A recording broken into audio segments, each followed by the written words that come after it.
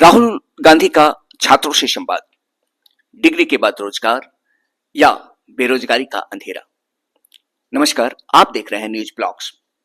इलाहाबाद में राहुल गांधी का छात्रों के साथ संवाद इस समय चर्चा का विषय बना हुआ है। जैसा कि आपको मालूम है कि राहुल गांधी छात्रों की समस्या को लेकर के देश के विभिन्न हिस्सों में छात्रों की गूंज नाम से एक कार्यक्रम चला रहे हैं।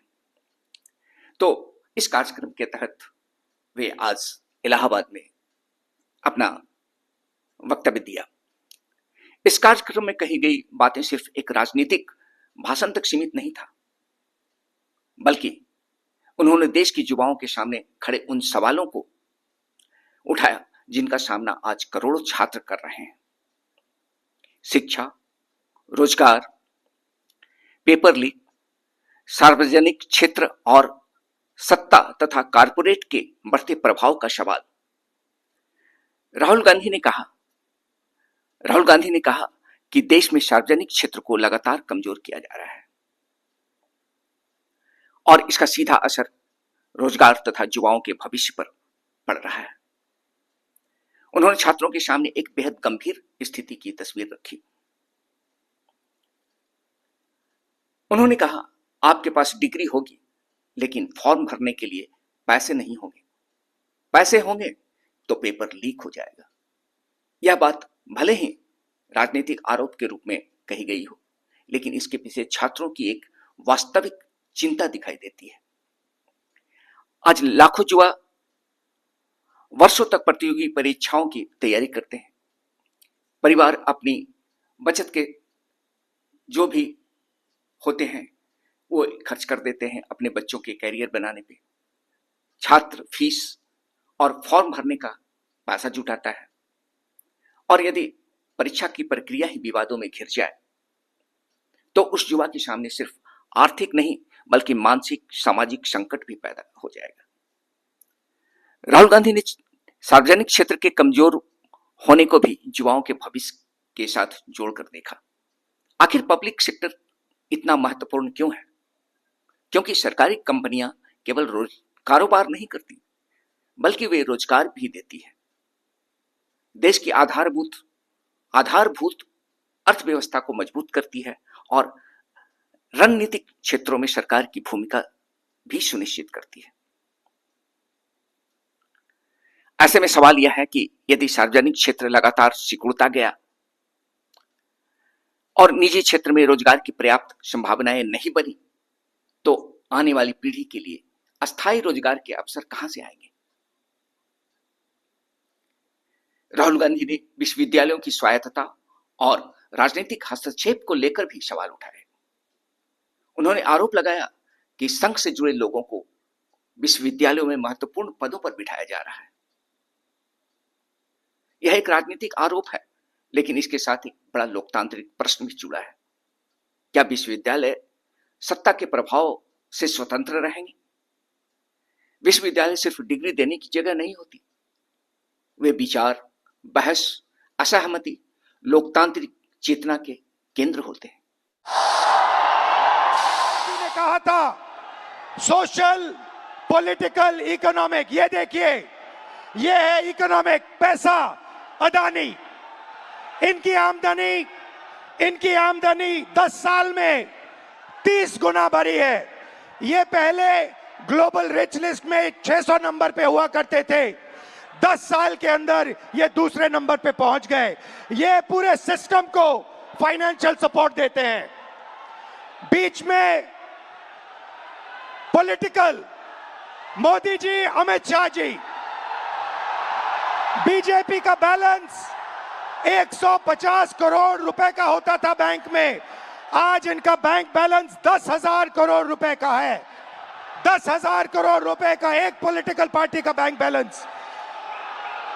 नरेंद्र मोदी जी आपका ध्यान भटकाते हैं और पॉलिटिकल सिस्टम चलाते हैं। वोट चोरी होती है, वोटर लिस्ट में ब्राजील की औरतें आती है, और तीसरा आपके सोच पर कंट्रोल, जो इलाहाबाद यूनिवर्सिटी में किया गया है, आरएसएस के वाइस चांसलर्स बैठा के हर संस्था में प्रचार आपको कहा जाता है जितनी भी आपको रील्स देखनी है, जितने आपको व्हाट्सएप मैसेजेस भेजने हैं, जितना आप इंस्टाग्राम पे देखना चाहते हो, रील्स बनाना चाहते हो, आप बनाओ।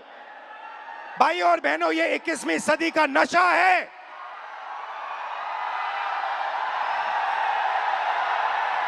ये 21वीं सदी का नशा है। और फिर आपसे कहा जाता है कि ब्लिंकिट में काम करो, ऊबर में काम करो, मजदूरी करो, 21वीं सदी का नशा लो, मगर तुम्हें नौकरी नहीं मिल सकती, रोजगार नहीं मिल सकता इस हिंदुस्तान में। आइए एक युवा की आवाज सुने। ये जो बोलेंगे ये आप सबके दिल में है। ये जो सवाल उठा रहे हैं, हिंदुस्तान का हर एक युवा यही सवाल पूछ रहा है, उठा रहा है। पैसा होता हम भी सीट खरीद लेते। आज मैं ब्लिंकिट में काम करता हूँ 10 घंटा, उसके बाद मैं पढ़ाई करता हूँ। इंडियन आर्मी का एग्जाम दिया, 1 नंबर से मैं बच गया। मैं भी सीट खरीदता, मैं ब्लिंकिट में काम नहीं करता। ये कह रहा है कि शिक्षा लेने के लिए मुझे ब्लिंकिट में बंधुआ मजदूर जैसे काम करना पड़ा, और उसके बाद मजदूरी करने के बाद, 21वीं सदी की मजदूरी करने के बाद पेपर लीक होता है, और कोई अमीर बच्चा, अमीर परिवार पेपर खरीद के मेरे फ्यूचर को खत्म करता है।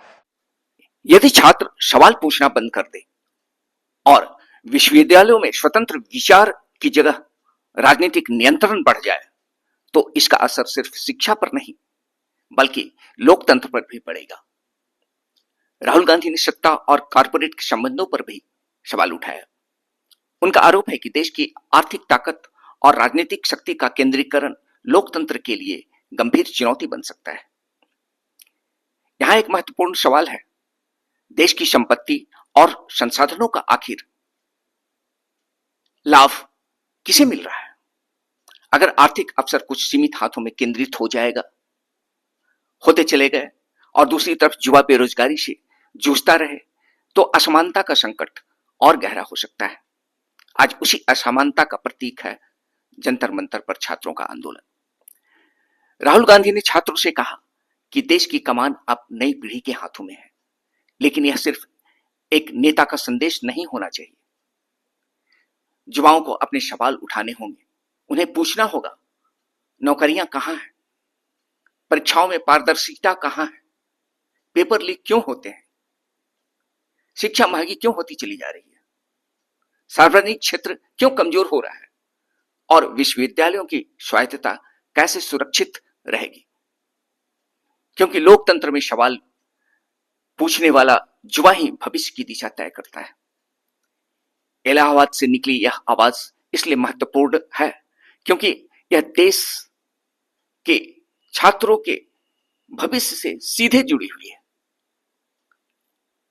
अब देखना यह होगा कि यह संवाद सिर्फ राजनीतिक मंच तक सीमित रहता है या देश के विश्वविद्यालयों और छात्र आंदोलनों में एक व्यापक बहस को जन्म देती है। तो आप क्या सोचते हैं दोस्तों? क्या आज भारत के युवाओं के सामने सबसे बड़ा संकट बेरोजगारी है? क्या शिक्षा और रोजगार की मौजूदा व्यवस्था में बड़े बदलाव की जरूरत है? यदि आप ऐसा सोचते हैं तो अपनी राय कमेंट बॉक्स में लिखें, और मेरा ये वीडियो अच्छा लगे तो मेरे चैनल को सब्सक्राइब करना ना भूलें। खुश रहें, आबाद रहें और निडर रहें। धन्यवाद।